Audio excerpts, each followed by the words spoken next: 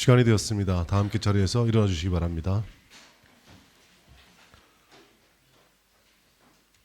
다 함께 묵도하심으로 오늘 줄 예배 하나님께 올리겠습니다.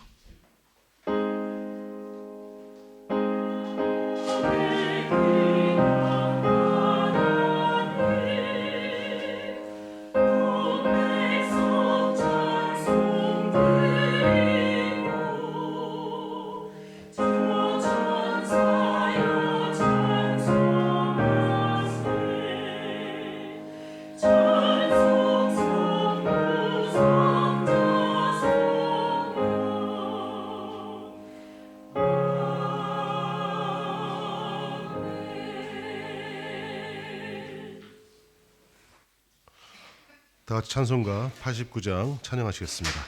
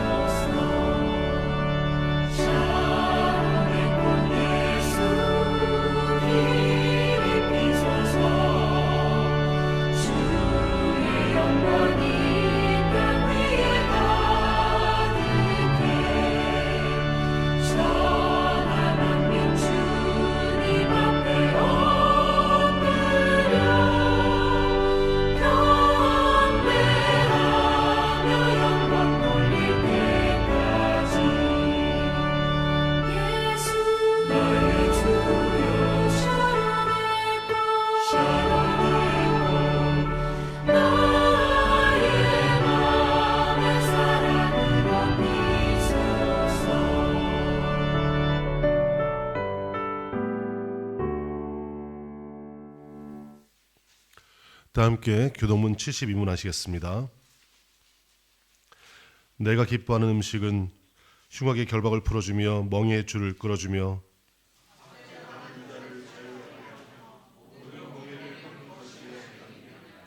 또 줄인 자에게 내 양식을 나누어 주며 유리하는 빈민을 집에 들이며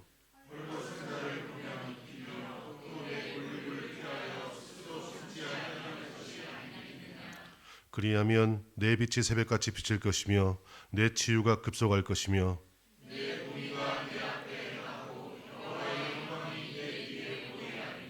내가 부를 때에는 나 여호와가 응답하겠고 만일 내가 너희 중에서 멍에와 손가락질과 허망한 말을 제하여 버리고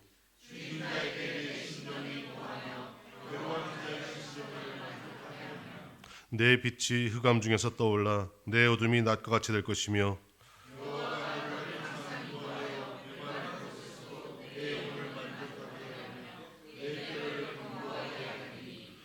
너는 물된 동산 같겠고 물이 끊어지지 아니하는 샘 같을 것이라.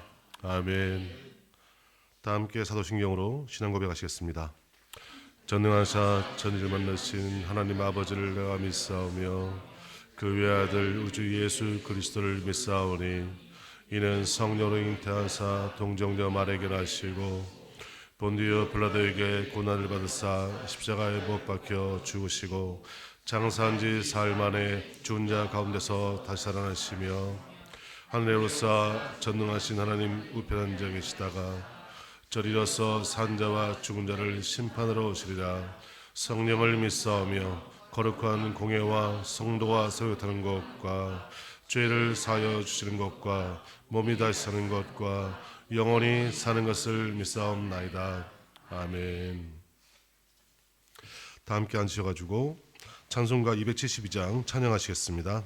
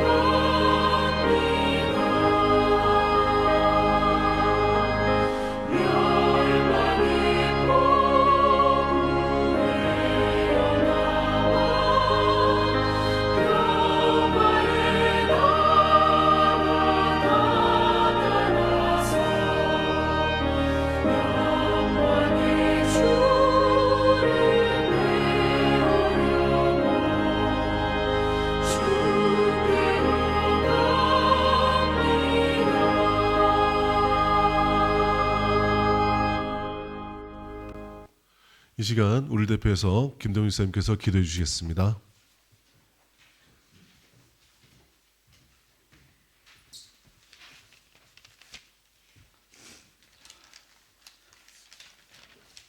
기도드리겠습니다. 우리를 절대 잊지 않고 사랑으로 보살펴 주실 것이라 약속하신 임마누엘 하나님, 오늘도 이렇게 주일을 맞이해서 주님 전에 모여 예배드리게 하시니 감사와 영광을 올려드립니다. 지난 한 주간도 하나님의 은혜 가운데 지내면서 하나님 말씀대로 살지 못한 부분도 많이 있음을 이 시간 고백합니다. 우리의 교만과 게으름으로 바르게 살지 못한 것 다 깨닫고 주님의 마음으로 살아가도록 성령님께서 역사하여 주옵소서. 우리들은 늘 시험을 당합니다.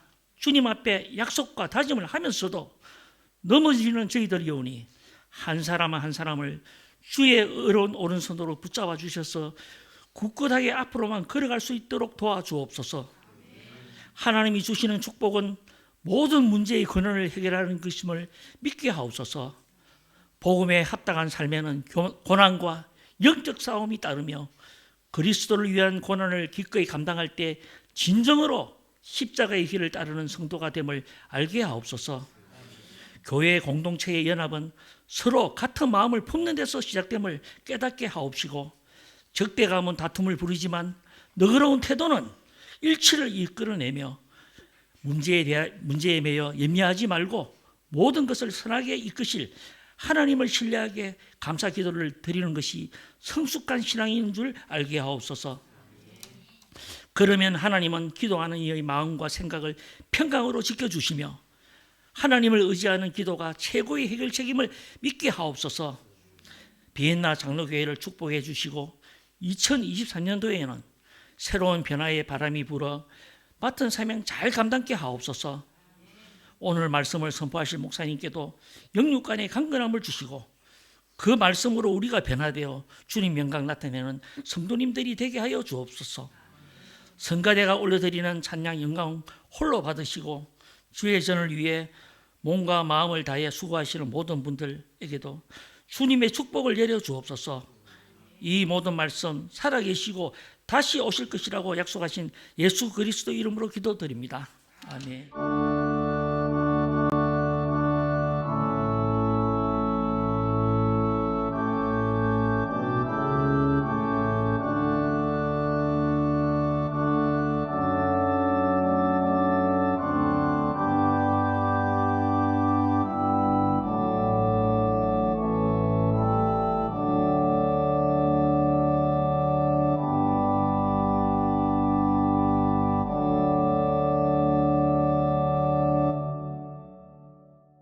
성경 봉독하시겠습니다.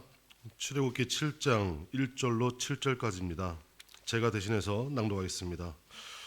여호와께서 모세에게 이르시되 볼지어다 내가 너로 바로에게 신이 되게 하였은즉 내 형 아론은 내 대언자가 되리니 내가 네게 명한 바를 너는 내 형 아론에게 말하고 그는 바로에게 말하여 그로 이스라엘 자손을 그 땅에서 보내게 할지니라.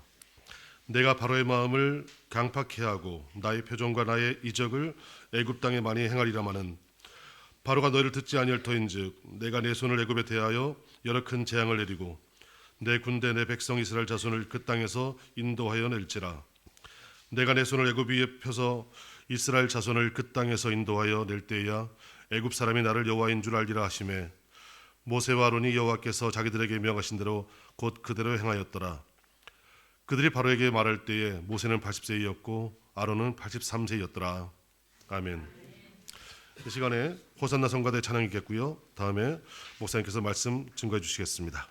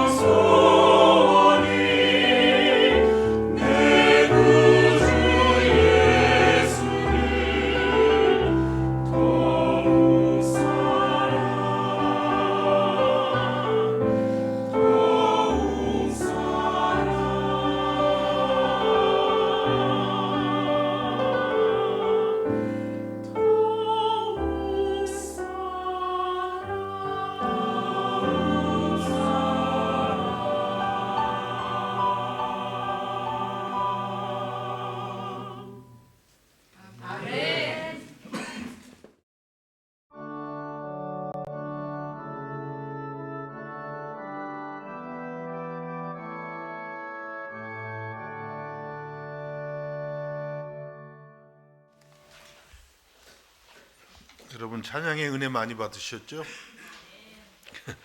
저도 은혜를 너무 많이 받아서 올라오고 싶지가 않네요. 그냥 그 상태로 천국이 임한 것 같아요. 예수님을 우리가 믿는다는 것은 항상 편한 것만은 아닙니다. 우리는 누구나 본능적으로 우리의 삶이 편안하기를 원하지만 예수님을 믿는 믿음의 길은 항상 그렇지가 않다는 것입니다. 왜냐하면 우리는 영적인 전쟁터에 나와 있기 때문입니다. 예수를 믿었다는 것은 우리가 하나님의 자녀가 되고 하나님께 속했지만 한편은 우리의 대적 원수 마귀의 대적을 우리가 또 경험한다는 의미가 되는 것입니다. 그래서 영적인 전쟁터에 나와 있기 때문에 그렇게 수월하지만은 않습니다. 예를 들어서 여러분이 전쟁터에 나간 군인이라고 한번 가정해 보십시오. 항상 긴장할 수밖에 없죠.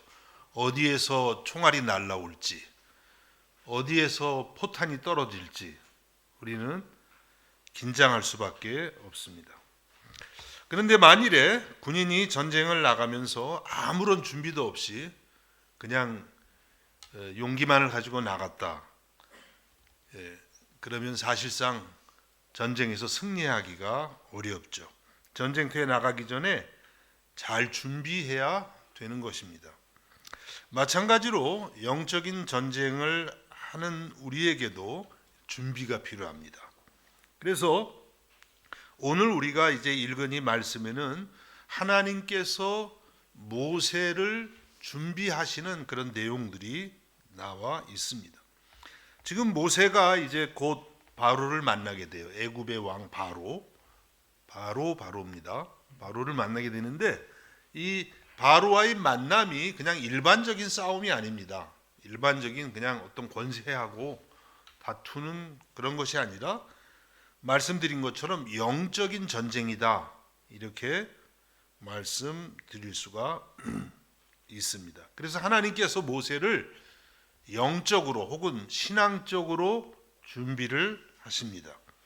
보통 전쟁을 나가면 뭐 무기를 쓰는 법을 훈련한다든지 전에 군대에서 훈련소 가니까 각개전투 뭐 이런 거 훈련시키더라고요.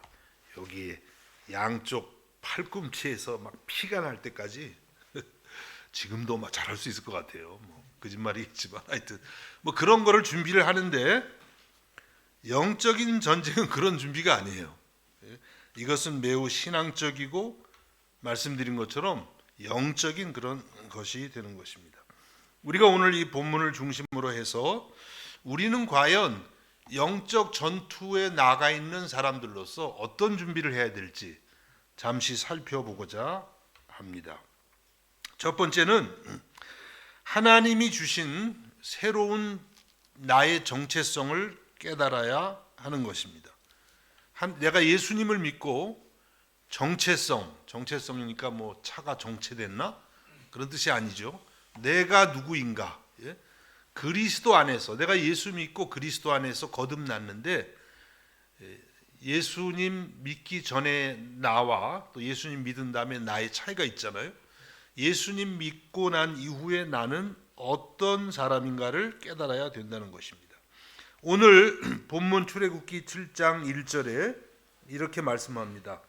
여호와께서 모세에게 이르시되 볼지어다 내가 너를 바로에게 신같이 되게 하였은즉 내 형 아론은 내 대언자가 되리니. 여러분 오늘 이 말씀을 보면 얼뜻 잘 이해가 되지 않을 수가 있어요. 하나님께서 모세에게 나타나셔서 말씀하시기를 내가 너를 바로에게 신같이 되게 하였다.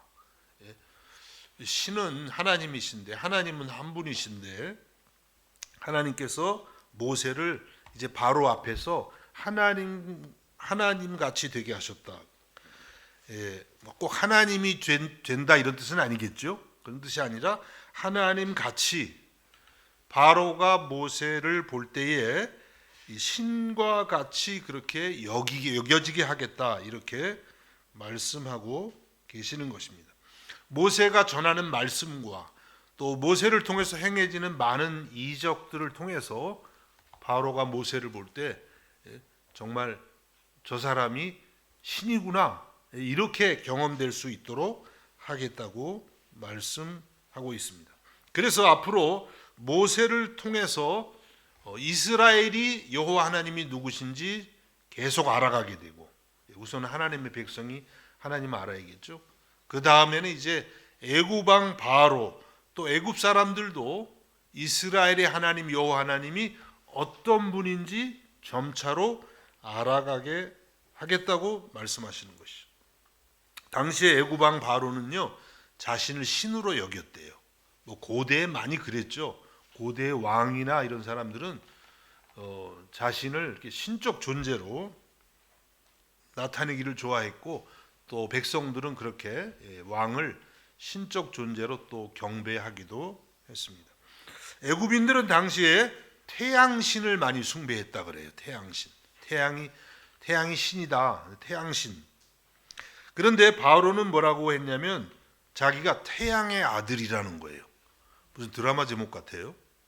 뭐 그런 비슷한 게 있는 것 같은데 나 뭔지 모르겠는데, 뭐 태양의 후예인가 뭔지 모르겠어요. 하여튼 자기가 태양의 아들이라는 거예요. 하나님의 아들이 아니라. 그래서 태양의 신이 현현한 존재가 바로 자기라는 거예요. 그래서 자기도 신이다 이렇게 말했다는 거예요. 또 당시에 나일강은 앞에서 전에도 말씀드렸지만 나일강은 많은 신들의 집합지와 같았어요. 수많은 신들이, 뭐 저는 읽어도 무슨 말인지 모르겠더라고 찾아보니까 얼마나 신들이 많은지. 그 중에 하필이면 하피도 있었다고 말씀드렸죠. 기억나세요? 하피, 나일강의 신 하피. 그거밖에 저도 생각이 안 나요. 여러 가지 신들의 집합지인데 바로는 자기와 그 나일강도 동급으로 여겼다는 거예요. 그러니까 신으로, 그러니까 정말 인간에게 생명을 제공하는 어떤 그런 존재로 자기를 이제 신으로 만들었던 것입니다. 또 바로는 코브라와 같은 뱀하고 동일시됐대요. 코브라 아십니까? 코가 뭐 이렇게 긴 그런 뱀이 아니고 코브라 아시죠? 뱀이 상당히 크고 뭐 이렇게 약간 이렇게 넓적하게 얼굴도 되고 딱 고개 쳐들고 공격하는. 근데 코브라가 독이 굉장히 심해서 어떤 짐승도 코브라의 독을 맞으면 다 금방 죽는다는 거예요. 그래서 이 바로는 그 자기가 코브라 신과 같은 또 존재다.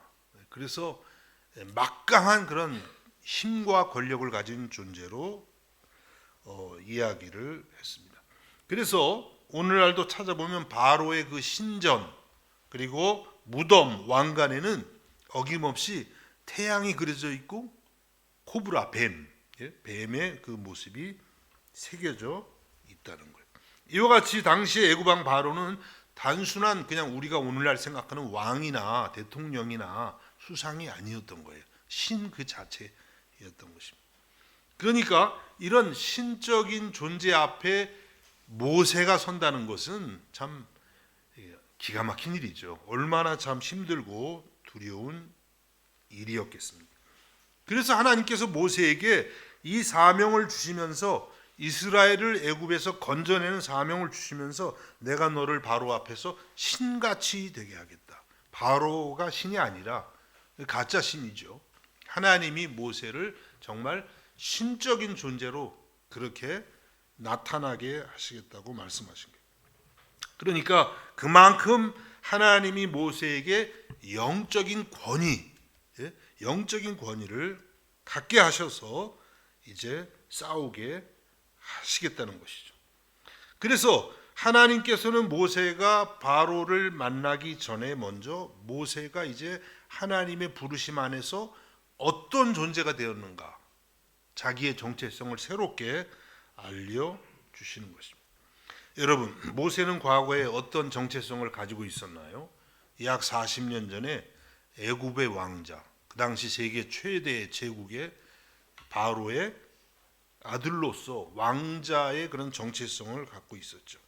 그것은 세상적인 정체성이었어요. 세상이 주었던 상당히 높은 자리이긴 하지만은 그러나 그것은 세상적인 정체성이었고 그것을 가지고는 바로를 또 대적할 수가 없었어요. 그래서 그 당시는 아무것도 이룰 수가 없었습니다. 왕자의 정체성에서 그 다음에는 이제 광야에서 40년 지냈잖아요. 장인의 양떼를 치면서 지내면서 갖게 된 정체성은 또 뭡니까? 목동, 양떼 치는 목동. 왕자에서 광야의 목동. 뭐 처음에는 그래도 나는 왕자지 이러고 살았겠죠. 10년, 20년 지나니까 계속 양떼를 치면서 이제 나는 뭐 광야의 목동이야 이렇게 됐겠죠. 지금 이제 우리가 오늘 여기 말씀 마지막 그 7절에 뭐냐면 모세가 80세가 됐다 그랬는데 지금의 정체성은 나이 많은 노인 목동 이게 정체성이에요. 그러니까 뭐 그런 정체성을 가지고 신적인 존재인 바로 앞에 감히 설 수가 없는 것이죠. 그래서 하나님께서 모세에게 내가 너를 신과 같은 존재로 바로 앞에 세우겠다고 새로운 하나님이 주시는 정체성을 심어 주신 것입니다. 하나님께서 모세에게 믿음의 용기와 믿음의 담대함을 주셨던 것입니다. 여러분, 그래서 우리들도 세상의 어두운 권세와 싸우고 복음의 일꾼이 되고 하나님의 나라를 세워가려면 이런 신앙적 정체성을 새롭게 해야 돼요. 우리의 과거에 갖고 있던 그런 부정적인 어떤 정체성이나 나를 좀 비하하는 어떤 그런 정체성만 가지고는 주님의 일꾼이 되기가 어렵습니다.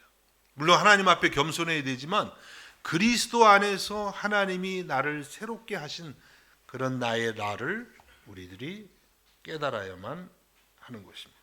그래서 예수님께서는 우리에게 어떤 일을 시키시기 전에 그리스도 안에서 새롭게 된 나에 대해서 자주 말씀하세요. 예를 들어서 아직 우리가 허물이 많은데도 성경은 우리들을 성도라고 부릅니다. 성도. 여러분이 성도예요. 성도가 뭐 그냥 평범한 말인 것 같지만 영어 성경 보면 성자 이렇게 돼요. 성자. 사람 이름이 아닙니다. 성자.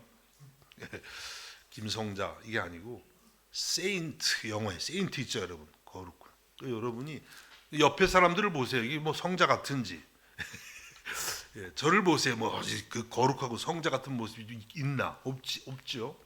그런데 하나님이 예수 안에서 그 피로 씻음 받아 가지고 여러분을 성자 이렇게 부르. 거룩하다. 성자님. 옆에 사람들한테 해보지 마시고 그런 마음을 가져요. 거룩하다 이렇게 말씀. 아직 허물이 너무 많은데 새롭게 정체성을 주시고 그것이 우리의 삶의 목표가 되게 하시고 방향이 되게 하시는. 또 하나님의 자녀로서의 모습이 별로 없어요. 이게 마귀 자녀인지. 여러분 옆에 사람들 보면 그렇죠. 가끔 저 사람 혹시 마귀 자녀 아니야? 아니 하나님 자녀죠. 아주 형편없어요. 그런데 하나님께서 예수 그리스도의 속죄의 은혜 때문에 하나님의 사랑받는 자녀다 이렇게 정체성을 주시는 거예요. 왕자다. 하나님 나라의 왕자. 하나님 나라의 공주다. 잘 안 믿어지시나요? 하나님이 그렇게 말씀하시고 그러한 정체성 그리스도 안에서 새로워진 나를 깨달으라고 하시는 거예요. 아직 우리 안에 어둠이 너무 많은데 예수님은 뭐라고 하셨어요? 너희는 세상의 빛이다. 이게 뭐 세상에 나가서 빛이 아니라 더 어둡게 하는 것 같은데 주님이 아니야. 너희는 세상의 빛이다. 예수님 때문에 큰 빛 예수님이 우리 안에 들어오셔서 이제 그 빛이 우리를 통해서 어두운 세상 속에 점점 비춰지고 있기 때문에 세상의 빛이라는 정체성을 주세요. 또 우리들이 세상에서 별로 맛을 내지도 못하는데 너희는 세상에 뭐라고 해요? 세상에 소금이다 이렇게 말씀하죠. 소금 맛을 내니까 좀 부족해도 괜찮습니다. 주님이 우리를 향해서 세상에 맛을 내는 소금이다. 세상을 썩지 않게 하는 그런 소금이라고 먼저 우리에게 이런 그리스도 안에서의 새로운 정체성을 심어 주시는 것입니다. 세상에서 쩔쩔매고 사는데 때로는 원수마귀에 막 휘둘려서 사는 것 같은데 주님은 우리를 향해서 너희는 왕 같은 제사장이다. 사도 베드로가 말씀했죠. 왕 같은 제사장. 예? 그런 왕과 같은 그런 권세가 있고, 예? 그리고 이 세상을 하나님께로 인도하는 제사장적 존재다. 이렇게 말씀하신. 하나님하고 하나님의 성품과 너무 거리가 먼데 너희는 신의 성품에 참여하는 자다. 그런 말씀 아시나요? 사도 베드로가 전한 말씀입니다. 하나님의 성품에 참여하고 있는 자, 이렇게 말씀합니다. 아직 우리 안에 새롭게 되지 못한 부분들이 너무나 많은데 우리를 그리스도 안에서 새로운 피조물이라고 말씀하고 계십니다. 고린도후서 5장 17절에 이렇게 말씀합니다. 그런즉 누구든지 그리스도 안에 있으면 새로운 피조물이라. 이전 것은 지나갔으니 보라 새 것이 되었도다. 얼마나 놀라운 말씀이에요. 누구든지 그리스도 안에 있으면 지금 아직 참 여러 가지가 형편없는데 그리스도를 믿고 그리스도 안에 들어온 사람은 새로운 피조물, 완전히 새롭게 창조된 하나님의 자녀라고 말씀합니다. 이전 것은 지나갔으니 보라 새 것이 되었도다. 잘 안 믿어지시죠? 왜냐하면 너무 아직도 우리 안에 헌 것이 너무 많아서. 근데 관계없어요. 하나님이 선언해 주시는 거예요. 새 것이 되었도다. 이렇게 믿으시기를 주님의 이름으로 축복합니다. 그래서 예수 안에서 새로워진 나의 정체성을 발견해야 돼요. 여러분은 자신에 대해서 어떤 생각을 하고 계세요? 이 몹쓸 것, 또 이 못난 것 뭐가 있을까요? 제 얘기예요.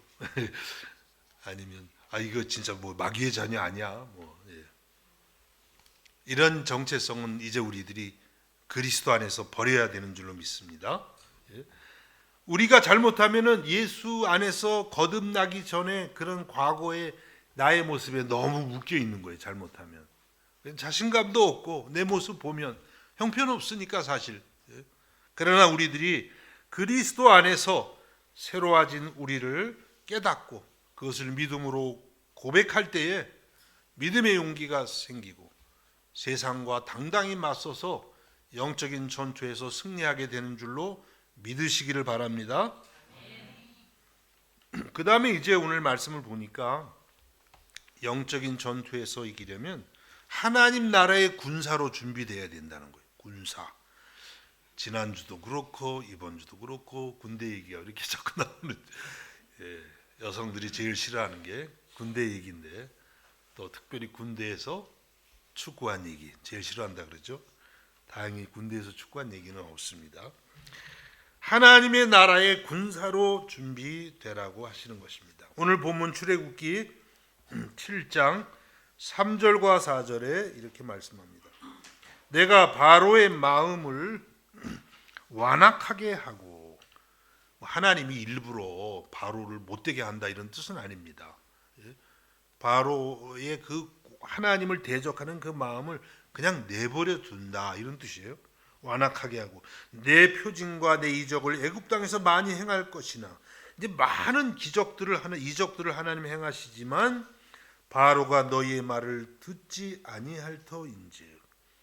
여러분, 사람들이 하나님 행하시는 기적을 많이 본다고 예수님 믿는 건 아닙니다. 저도 주변에서 저 정도면 진짜 예수님 앞에 손 들고 나와야 되고 정말 잘 믿어야 될 것 같은데 많은 기적을 보고도 믿지 않은 분들이 많아요. 처음에는 저도 좀 속았어요. 근데 요즘엔 누가 이렇게 기적을 봤다 그래도 잘 믿질 않아요. 예수 믿는 일이 어렵습니다. 이게 하나님, 우리가 예수 믿어서 교회 나온 거 이거 기적 중에 기적인 줄로 믿으시기 바랍니다. 믿는 게 안 되는 일이에요, 마음대로. 바로가 많은 하나님이 행하시는 이적을 보는데도 믿지를 못하는 거예요. 그래서 바로가 너희 말을 듣지 않을 텐즉 내가 내 손을 애굽에 뻗쳐 여러 큰 심판을 내리고. 이제 앞으로 많은 재앙들이 와요.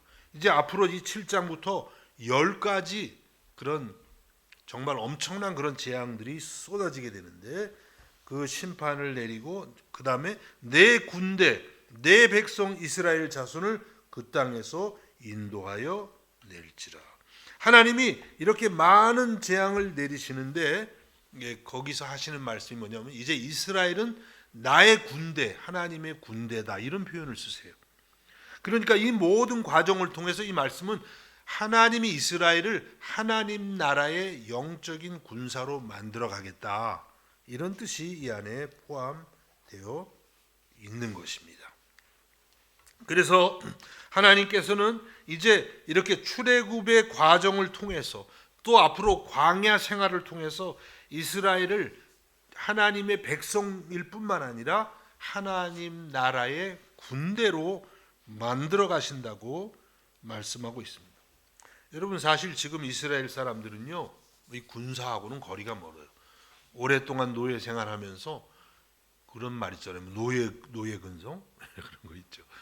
정말 노예 근성에 좀 쩌들어 있는 어떤 그런 백성이에요. 인간적으로 보면은 이건 쓸 수 없는 나라입니다. 이 정신을 개조하려면 굉장히 힘든 거예요. 노예 생활 오랫동안 하던 그런 나라 사람들을 하나님의 백성으로 만들고 하나님 나라의 군사로 만든다는 것은 쉽지 않은 일이죠. 근데 하나님께서 앞으로 이 오합지졸 같은 군대로 표현하면 이 사람들을 정말 하나님의 강한 군대로 만들 것이라고 말씀하고 계십니다. 여러분, 이것은 뭐냐면 하나님께서 이스라엘에게 이것도 새로운 정체성을 주시는 거예요. 너희는 하나님의 군대이다. 하나님 나라의 군사가 되라. 뭔가 훨씬 강한 느낌이죠. 우리도 마찬가지입니다. 하나님이 우리를 부르시는 것은요, 그냥 평범한 그런 사람들로 놔두시는 것이 아니라 하나님 나라의 특별한 군사가 되기를 원하시는 것입니다. 그래서 그저 영적 전투에 나가서 어떻게 잘 싸우나 보자, 뭐 목사님이나 아니면 재직들이나 뭐 선교사들이 얼마나 잘하나 구경이나 한번 해보자, 이건 구경꾼이잖아요. 군중. 그게 아니고 모든 성도들을 하나님 나라의 강력한 군사가 되기를 원하시는 것입니다. 디모데후서 2장 1절에서 4절에 이와 같이 말씀합니다. 바울 사도가 디모데에게 말씀합니다. 내 아들아, 그러므로 너는 그리스도 예수 안에 있는 은혜 가운데서 강하고, 그리스도의 군사는 하나님의 은혜 안에서 강하다는 거예요. 세상의 군사는 그냥 무기를 많이 준비하면 되겠지만 그리스도의 군사는 하나님의 은혜 안에서 강해지고, 또 내가 많은 증인 앞에서 내게 들은 바를 충성된 사람들에게 부탁하라. 지난주에도 충성 말씀드렸죠. 그리스도의 군사는 무엇보다도 하나님 나라의 충성스러운 사람들, 그 충성스러운 사람들은 또 그들이 또 다른 사람들을 가르칠 수 있으리라. 하나님의 말씀을 가르칠 수 있는 그런 지경까지 가라고 하십니다. 그리고 너는 그리스도 예수의 좋은 병사로, 군사죠, 군사로 나와 함께 고난을 받으라. 바울 사도가 나와 함께 복음을 위해서, 군사는 고난도 받아야 되는 거예요. 군사가 항상 편안한 곳만 찾으면 군사가 될 수 없죠. 복음을 위해서 고난의 자리까지 가라는 것입니다. 병사로 복무하는 자는 자기 생활에 얽매이는 자가 하나도 없나니 이는 병사로 모집한 자를 기쁘게 하려 합니다. 군인은 그렇죠. 자기 생활, 뭐 사적인 생활 할 수가 없죠. 부르신 그런 지휘관과 또 나라를 기쁘게 하는 그런 사람들이 돼야 되는 것처럼 우리 그리스도의 군사들은 부르신 그리스도, 우리 하나님을 기쁘게 하는 자가 돼야 된다고 말씀하고 있습니다. 여러분, 하나님이 여러분들을 예수 그리스도의 군사로 부르신 줄로 믿으시기를 바랍니다. 그냥 대충 예수 믿고 왔다 갔다 이런 생각하고 신앙생활은 안 돼요. 그건 하나님 부르심이 아니에요. 군사로 부르셔서 여러분들이 훈련을 받고, 그리고 정말 이 세상에 나가서 마귀 권세 물리치고 하나님 나라를 세워가는 그러한 사람들이 되기를 원하시는 것입니다. 자, 이렇게 하나님의 군사를 우리가 알기 위해서 준비해야 될 것이 있는데 바울 사도께서 말씀하신 전신갑주입니다. 전신갑주 아시죠? 로마 시대 군인들이 영화 같은 데 보면은 그냥 머리에서 투구부터 시작해가지고 그냥 완전 무장을 하고 나가잖아요. 전신갑주를 입으라고 했습니다. 우리도 하나님의 군사로서 이 전신갑주를 입어야 돼요. 에베소 6장 10절에서 좀 길어요. 19절까지 한번 읽어보면서 내가 그리스도의 군사로 뭘 갖춰야 되나. 여러분, 영적인 전투의 세계가 굉장히 험한 세계예요. 오늘도 원수 마귀가 우리들을 무너뜨리려고 아주 그냥 우는 사자와 같이 달려들고 있거든요. 그래서 이게 뭐 우리가 그냥 대충 해가지고는 아예 싸움이 안 되는 거예요. 그래서 이 전신갑주를 잘 입을 때 승리할 수가 있습니다. 에베소 6장 10절에서 19절을 읽어보면서 간략하게 말씀을 드려봅니다. 끝으로 너희가 주 안에서와 그의 힘의 능력으로 강건하여지고, 뭐 우리의 힘이 아니라 하나님의 힘, 성령의 능력으로 날마다 강건해지는 성령의 충만함을 받아야 된다는 것이, 마귀의 간계를 능히 대적하기 위하여, 마귀가 얼마나 간계가 있는지 우리의 일반적인 생각으로는요 상상도 못해요. 얼마나 간계가 있는지. 그 간계를 능히 대적하기 위해 뭘 입으라고요? 하나님의 전신갑주를 입으라. 전신을 하나님의 갑옷으로 그렇게 무장하라고 하는 것입니다. 우리의 씨름은 혈과 육을 상대하는 것이 아니요. 우리가 싸우는 것이 그냥 뭐 인간적으로 사람들하고 싸우는 것이 아니라는 거예요. 통치자들과 권세들과 이 어둠의 세상 주관자들과 하늘에 있는 악의 영들을 상대함이라. 어둠의 세상의 주관자들, 원수 마귀, 하늘에 있는 악한 영들을 상대하는 거예요. 근데 하늘에 있는 악한 영들이 우리보다 훨씬 셉니다. 하나님의 성령으로 충만함을 받지 않으면 그냥 상대가 안 돼요. 마귀도 천사가 타락해서 마귀가 됐는데 뭐 힘이나 지혜로 월등하죠. 우리보다. 그냥 뭐 나갔다가는 그냥 완전히 밥이 되는 거죠. 그래서 전신갑주를 입으라고 하죠. 그런즉 서서 진리로 너희 허리띠를 띠고, 허리띠 중심을 잡아주는 거죠. 진리, 하나님의 말씀이 진리입니다. 예수 그리스도가 진리예요. 거기에 기초를 잘 세우고 의의 호심경을 붙이고, 호심경, 의의 호심경, 가슴에 이렇게 대는 그런 뭐 방패 역할을 하는 것이죠. 내 안에 예수 그리스도를 통해서 내가 의로워졌다는 그리스도의 의를 내가 힘입고, 또 평안의 복음이 준비한 것으로 신을 신고. 여러분, 이 복음이 무엇을 줍니까? 평안을 줘요. 샬롬. 하나님과 우리 사이가 화평하게 하는, 그래서 내 심령이 평안한 거죠. 그 신발을 신으라는 거예요. 신이 불편하면 잘 걷지를 못해요. 20대, 30대, 40대, 아니 50대까지도 저도 굽이 높은 그런 신발들을 좀 신었는데, 참 요즘에는 이렇게 신발 가게 하면 무조건 모양은 이제 소용없어요. 그냥 편한 거, 무조건 편한 거. 그래 오래 걸을 수 있죠. 마음이 그리스도의 복음으로, 내가 예수 그리스도의 십자가 대속의 은혜로 용서받은 그 평안함, 그 감사함이 있어야 영적 싸움을 싸울 수 있는 거죠. 그리고 모든 것 위에 믿음의 방패를 가지고 이로써 능히 악한 자의 모든 불화살을 소멸하고, 하나님을 믿는, 하나님을 신뢰하는 그런 믿음의 방패를 가지고, 하나님의 사랑이 의심된다든지 마귀가 집어넣어 주거든요. 하나님 너 사랑 안 해, 뭐, 너 하나님이 너 버렸어라든지, 그렇죠? 막 그런 말들을, 너 하나님 자녀 아니야, 뭐 네 모양을 보니까 너 마귀 자녀야, 내 자녀야, 막 마귀가. 그런 것들을 내가 믿음으로, 하나님을 믿음으로 다 불화살을 소멸하고 구원의 투구를 쓰고 나 예수 믿어서 구원받았다. 구원받은 확신. 예? 여러분 허물 많고 부족하지만 예수 믿어서 구원받으신 줄로 믿으시기를 바랍니다. 예? 뭐 내가 의로서 구원받는 거 아니니까요. 예수 그리스도의 십자가 은혜로 구원받았기 때문에 그 구원받은 확신, 여기서 확신이 없으면 막 흔들리는 거예요. 구원의 투구와 성령의 검, 곧 하나님의 말씀을 가지라. 그리고 공격용 무기가 있어야 되는 거죠.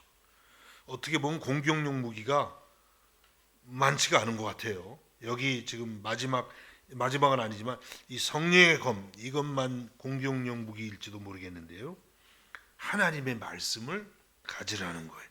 그래서 그 말씀을 가지고 본수마귀를 대적하고 그리고 이 말씀을 전해서 사람들을 그리스도께로 인도하라고 하는 거죠. 그래서 성령 충만해야 되지만 하나님의 말씀도 있어야 되는 거예요. 그래야 뭐 무기를 쓸 수가 있는 것이죠. 여러분 한번 오늘 여기 쭉 여러 가지 이제 전신갑주의 요소들이 나오는데 한번 확인해 보세요. 여러분들에게 이런 게 좀 갖춰져 있나? 한 개도 없는 거 아니에요 혹시? 곤란하지. 하나씩 둘씩 생각하면서 이게 갖춰 나가야 되는 거예요. 그 다음에 마지막에 모든 기도와 간구를 하되. 기도. 이거는 뭐 전신갑주에 들어가 있지는 않지만 바울 사도가 말씀하는 거예요. 모든 기도와 간구를 하되 항상 성령 안에서 기도하고. 기도도 우리 힘으로 안 돼요. 뭐 누가 기도할 줄 모르나요? 이것도 성령의 도우심을 자꾸 구해야 돼요. 성령님 나에게 하나님께 기도하고자 하는 마음을 주십시오. 그래야 기도가 되는 거예요. 예? 그래서 성령 안에서 기도하고 이를 위하여 깨어 구하기를 항상 힘쓰며 여러 성도를 위하여 구하라. 예, 교회의 다른 성도들을 위해서 기도하라. 또 나를 위하여 구할 것은 바울이 자기를 위해서 기도해달라고 합니다. 내게 말씀을 주사 나로 입을 열어 복음의 비밀을 담대히 알리게 하옵소서 할 것이니. 바울 사도가 복음을 전하는데 거기에 기도로 도와달라고 하는 것이. 왜냐하면 영적 전투의 최종 목표는 그리스도의 복음을 전해서 사람들을 구원하고 이 땅에 하나님의 나라를 세워가는 것이기 때문인 것입니다. 그래서 기도까지 이렇게 보면 제가 쉬어보니까 7가지 되더라고요. 또 혹시 또 8가지인지 모르겠죠. 항상 제가 설교하고 나서 나중에 이렇게 다시 들어보면 정보의 오류가 이렇게 종종 뭐 그게 진리에 큰 문제가 되는 것은 아니지만 있더라고요. 한번 여러분이 세어보세요. 직접 세어보면서 지금 나한테 어떤 게 너무 부족한가.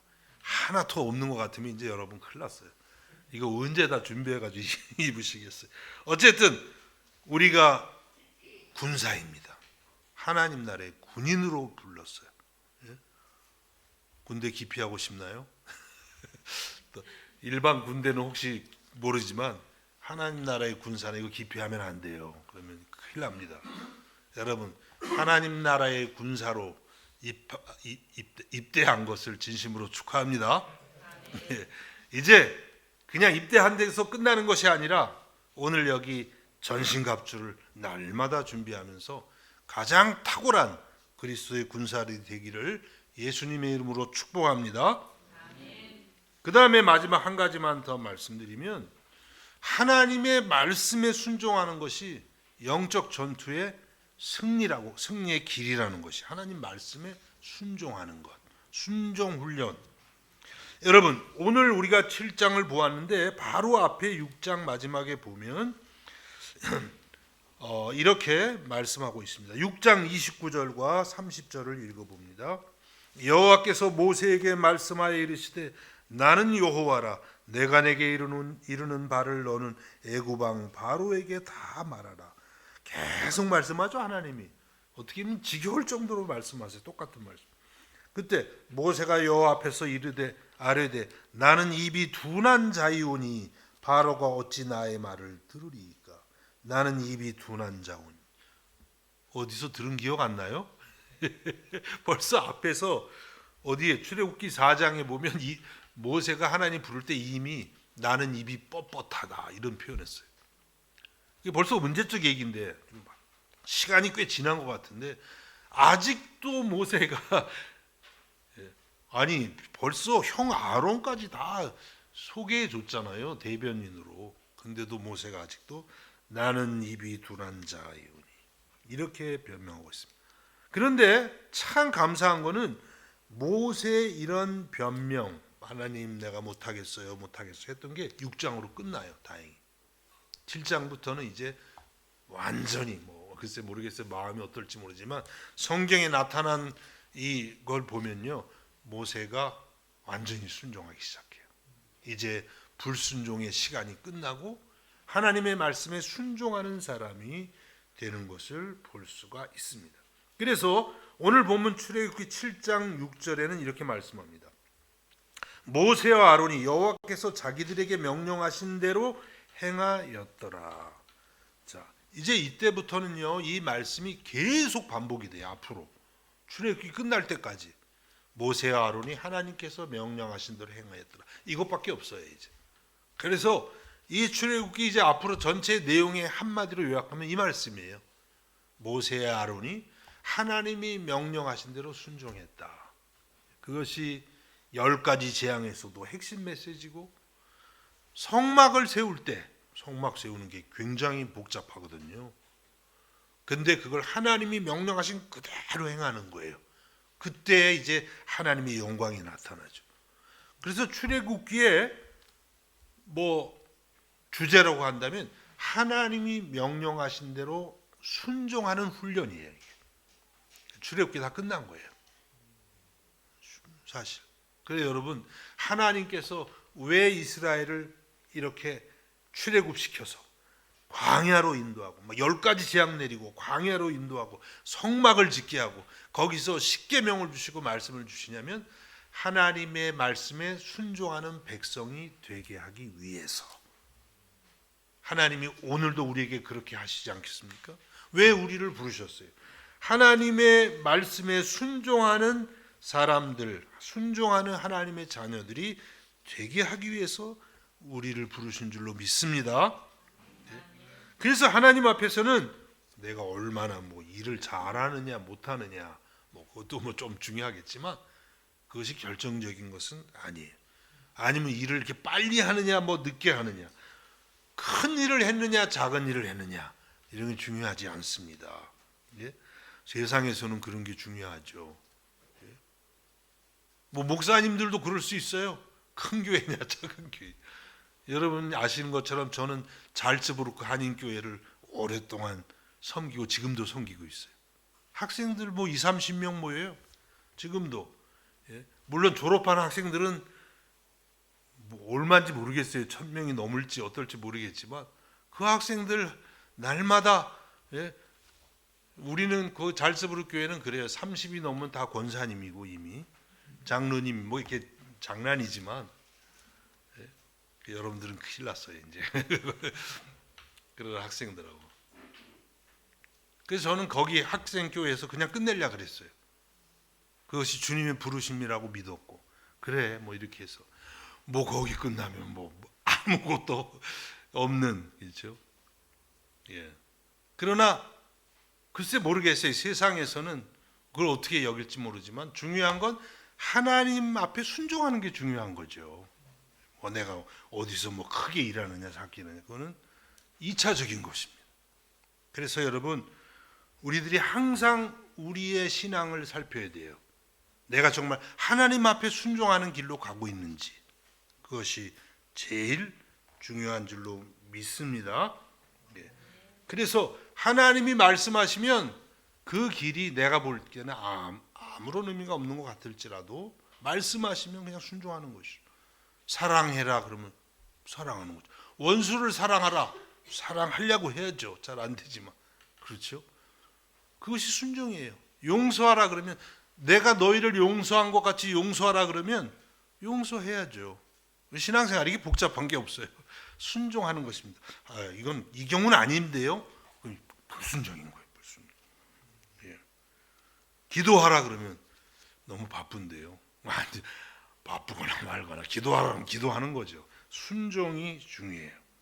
예. 감사하라. 하나님 지금 이 상황에서 무슨 감사합니까? 막 원망이 나오고 안 되는 거예요. 그냥 감사하라 그러면 무조건 감사하는 것입니다. 가라고 하면 가고 서라고 하면 서는 것이에요. 그것이 바로 하나님이 우리의 일생 동안 훈련하시는 내용이 되는 것입니다. 그렇게 갈 때에 우리는 영적인 전투에서 이길 수가 있어요. 야고보서 4장 7절에 이렇게 말씀합니다. 그런즉 너희는 하나님께 복종할지어다. 마귀를 대적하라. 그리하면 너희를 피하리라. 하나님께 복종할지어다. 하나님께 순종하라는 것입니다. 그리고 마귀를 대적하라는 거예요. 그러면 마귀가 피한다는 거예요. 근데 우리는 이 복종은 잘 안 하면서 마귀는 대적하려고 그러죠. 순종 안 하면서. 예수의 이름으로 명하나니 마귀야 물러가라는데 그냥 나는 주님 앞에 설 때 전혀 순종하지 않으면서 아무리 물러가라 그래 봐요. 뭐 되나. 먼저는 마귀를 대적하기 전에 내가 하나님을 대적하는 게 없는지, 내가 바로 같은 존재는 아닌지. 우리는 항상 모세의 편에 있죠. 때로는 바로의 편에 있는지도 몰라요. 그래서 하나님 앞에 내가 먼저 회개하고, 내가 하나님 대적하는 모습이 있다면 정말 깨닫고 회개하고 순종하고 그 다음에 마귀를 대적하라는 거예요. 그러면 피한다고. 순서가 그렇게 되어 있는 거예요. 여러분, 먼저 하나님 앞에 철저하게 순종할 수 있기를 주님의 이름으로 축복합니다. 그러면 어떻게 모세가 이렇게 하나님의 뜻에 순종하는 사람이 될 수 있었을까? 그것은 우리가 본 것처럼 하나님의 말씀을 계속 들었기 때문이에요. 여러분, 우리가 출애굽기 보는데 3장, 4장, 5장, 6장, 지금 7장까지 내용을 보시면 비슷한 말씀이 계속 반복되고 있어요. 하나님께서 나는 여호와다, 나는 여호와다, 이런 말씀들. 나는 아브라함의 하나님, 이삭의 하나님, 야곱의 하나님. 이 말씀을 얼마나 여러 번 하셨어요. 또 나는 너희를 애굽에서 건져내어서 광야에서 제사드리는 예배하는 백성 만들겠다. 이 말씀이 수도 없이 나옵니다. 어떻게 보면 하나님께서 왜 이렇게 똑같은 말씀을 반복해서 하시나? 모세가 이 반복되는 말씀을 통해서 믿음이 생길 수 있도록 그렇게 하나님께서 같은 말씀을 반복해서 하시는 것이. 지난 주 금요일에 우리 이제 청년의 저녁에 성경 공부 7시 있죠. 청년들하고 만났는데 지난번에 이제 누가복음 성경 공부를 오랫동안 하고 이제 마쳤어요. 뭘 새로 할까? 그랬더니 요나서를 하자 그러더라고요. 요나 아시죠? 요나. 뭔지 모르시는 것 같아요. 네, 요나서를. 그래서 제가 솔직히 우리 청년들한테 얘기는 안 했는데 이거 뭐 너무 요나서 너무 내용도 뻔하고 내가 재미가 없겠다. 약간 이런 생각이 솔직히 들었어요. 기대를 전혀 안 했습니다. 그래 뭐 좀 그렇다면 해야지. 그러고 이제 그날 요나서가 4장까지 돼 있는데 1장, 2장, 3장, 4장을 한꺼번에 같이 읽으면서 한 거예요. 제가 정말 은혜를 받았어요. 정말 하나님 말씀 신기하더라고요. 다 아는 게 아니라 아무것도 몰랐더라고요. 보면서 우리 엄청 웃었습니다. 전부 요나 그 불순종하는 요나가 다 우리 같으니까 얼마나 웃기고 웃고 회개도 하면서 참 은혜가 됐어요. 그래서 내가 또 생각한 게 하나님 말씀은 잘 안다고 생각하는 게 함정이구나 이런 생각을 해봤어요. 잘하는 말씀 또 봐야겠구나. 아마 한 달 있다가 요나서 다시 보면 아무것도 모르는 느낌 또 들 거예요 아마. 그래서 또 얘기하고 하나님의 말씀을 다 안다고 생각하면 안 됩니다. 같은 말씀을 반복해서 들어야 되는 거예요. 우리가 깨닫지 못하기 때문에 하나님께서는 같은 말씀을 계속하는 거예요. 여러분, 예수 그리스도의 십자가의 사랑, 여러분 주일마다 듣고 계시는지는 알고 계시나요? 예수 그리스도의 십자가의 사랑, 이것이 성경의 핵심 메시지인데 계속 제가 매주 한 번씩은 강조하면서 말씀을 드리는데 어떤 분들은 목사님 그거 한 번만 하시면 되지 뭘 그렇게 똑같은 말씀. 그런데 여러분, 예수님의 십자가 사랑 우리가 못 깨닫잖아요. 1000번 만번 들어도 그 깊이를 모르니까 하나님이 계속 하시는 거예요. 조금씩이라도 더 알아가라고. 그래서 하나님의 말씀을 들으면서 이 모세도 이제 점점 믿음이 생긴 것입니다. 로마서 10장 17절에는 이렇게 말씀합니다. 그러므로 믿음은 들음에서 나며 들음은 그리스도의 말씀으로 말미암았느니라. 여러분, 믿음이 어디서 난다고요? 들음, 하나님 말씀을 듣는 데서 혹은 읽는 데서, 묵상하는 데서 나는 거예요. 예? 믿음은 말씀을 보지도 않는데 그냥 믿습니다. 웃으라고 했는데 안 웃네. 믿습니다. 예. 그래도 안 웃네. 예. 믿습니다. 뭐 해도 안 자라요.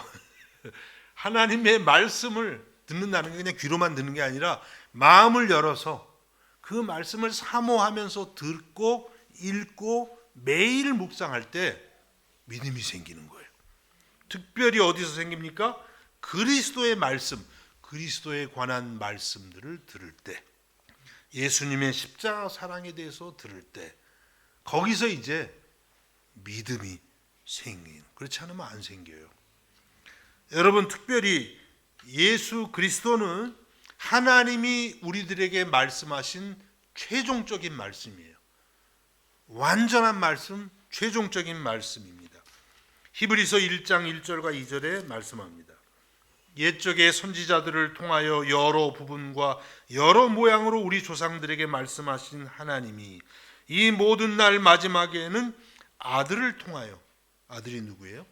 예수님 통하여 우리에게 말씀하셨으니 이 아들을 만유의 상속자로 세우시고 또 그로 말미암아 모든 세계를 지으셨느니라.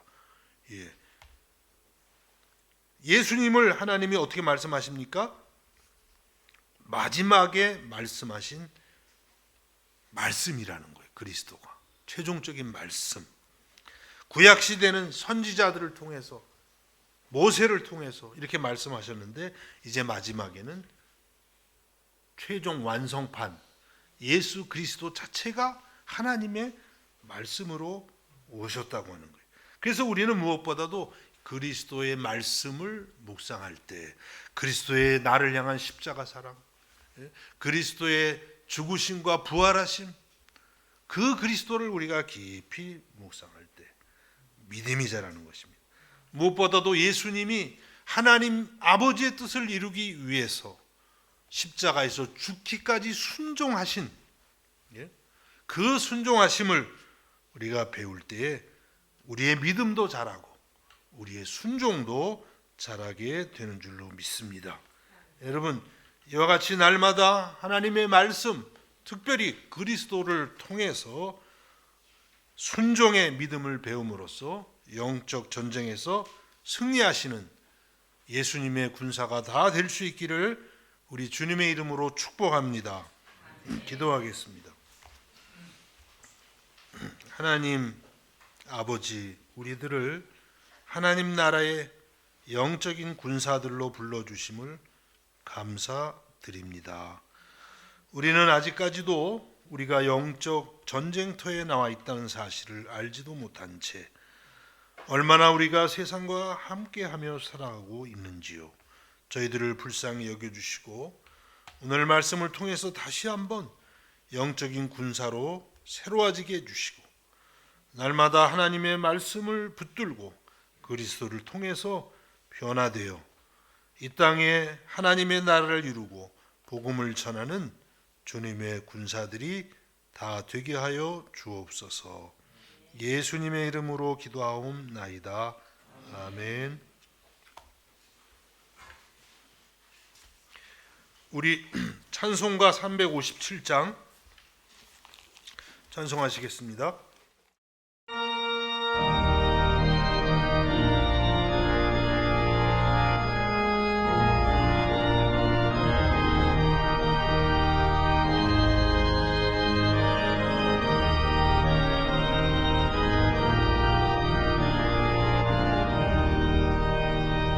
주의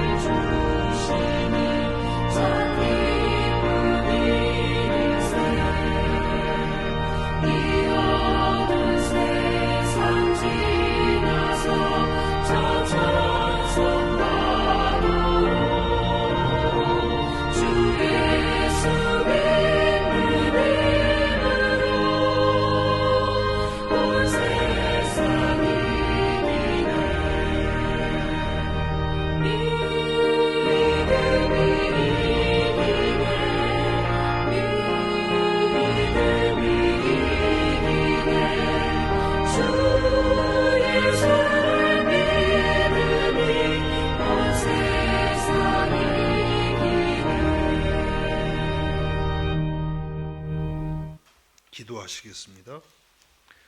하나님 아버지, 오늘도 아버지 앞에 나와 삼위일체 하나님 앞에 경배와 찬송을 드립니다. 오늘도 주의 은혜로 주의 전에 나와 몸과 마음을 드리고 우리의 정성을 드리오니 받아 주시옵소서. 우리의 일생 동안 주님을 사랑하고 항상 주님 앞에 예배하는 예배자로 살게 하여 주시옵소서. 이 시간 주 앞에 귀한 물질 또 마음을 드리는 주의 자녀들을 축복해 주셔서 하나님을 더 알게 해주시고 주 안에서 누리는 행복을 날마다 깨달아가게 하여 주시옵소서. 주께서 함께해 주시기 원하옵고 예수님의 이름으로 기도하옵나이다. 아멘. 자리에서 일어나셔서 우리 주기도문을 찬양하겠습니다.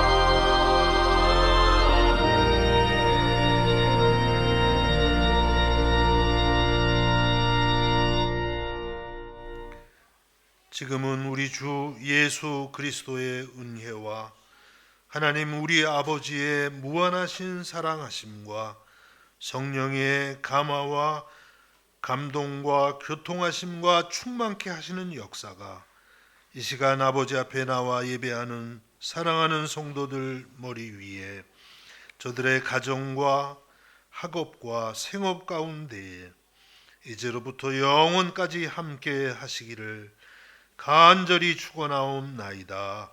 아멘.